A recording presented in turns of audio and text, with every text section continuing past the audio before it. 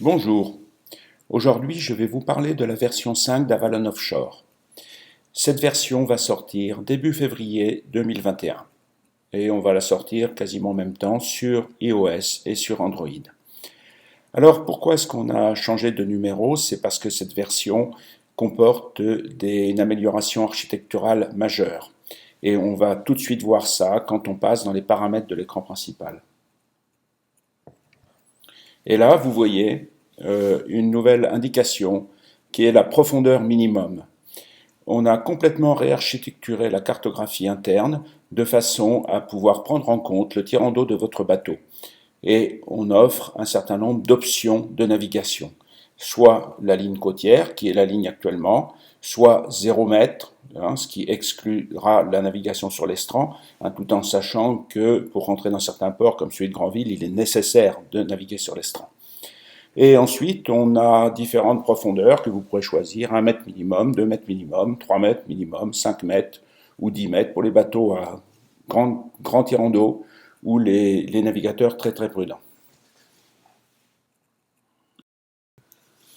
Cette nouvelle cartographie interne, c'est-à-dire la cartographie que l'on utilise pour calculer les routes, a été établie à partir de données du CHOM.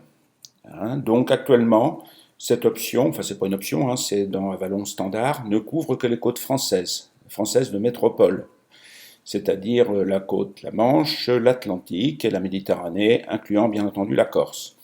Et alors avant de vous montrer comment ça marche, je vous montre un petit peu l'aide, le nouvel aide qui a été revu récemment, et vous avez la possibilité dans aide de recharger les cartographies de routage. Ces nouvelles cartographies qui prennent en compte le tirant d'eau sont enregistrées une bonne fois pour toutes sur la tablette. C'est-à-dire que la première fois que vous allez faire un trajet, si vous voulez faire un trajet avec un tirant d'eau de 2 mètres minimum, si cette carto n'a pas été enregistrée, elle va se charger, elle va être stockée, et la fois d'après, vous n'aurez pas besoin de la charger à nouveau. Donc, maintenant, je vais vous montrer comment ça marche. On va faire un routage, on va essayer de traverser les bouches de Bonifacio avec la ligne côtière actuelle, et ensuite on va les faire avec une profondeur de 5 ou 10 mètres. On va donc d'abord dans les paramètres de l'écran principal, et pour ce premier routage, j'ai décidé de naviguer avec la ligne de côte actuelle. Donc j'ai mis ici, j'ai pointé, j'ai checké coast, qu'on va d'ailleurs traduire par côtier. Donc je fais retour, je vais en routage, et je crée une nouvelle route. Voilà.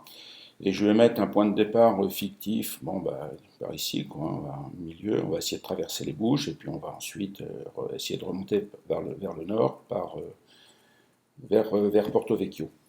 Et je lance mon routage. Les paramètres de routage me confirment que j'ai réglé ma profondeur minimum sur la ligne de côte, c'est-à-dire Avalon actuel. Bon, comme d'habitude, ça marche exactement comme avant. Avalon va chercher les données, calcule la route.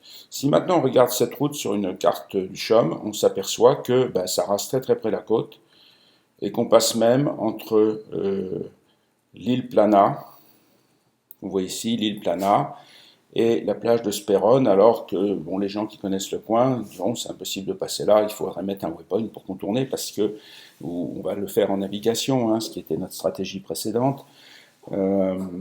Car ici on passe à pied, on a 40 cm d'eau entre la plage de Sperone et l'île Plana, donc c'est pas bon. Maintenant on va donc refaire la même route avec une profondeur à, mettons, 5 mètres ou 10 mètres.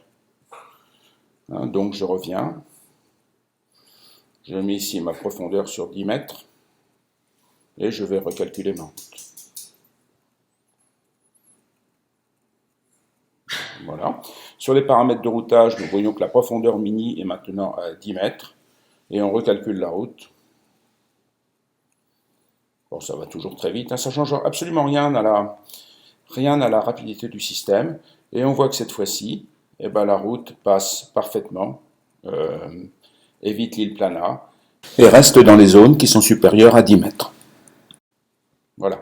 Bon, ça n'empêche évidemment pas de bien tout vérifier, ça n'empêche évidemment pas de transférer la route en navigation et un petit peu comme on faisait avant, de remettre des waypoints afin de transformer le routage qui est très théorique en route de navigation qui est effectivement la route pratique que l'on va suivre, avec l'aide des instruments de mesure, NMEA, IS, etc.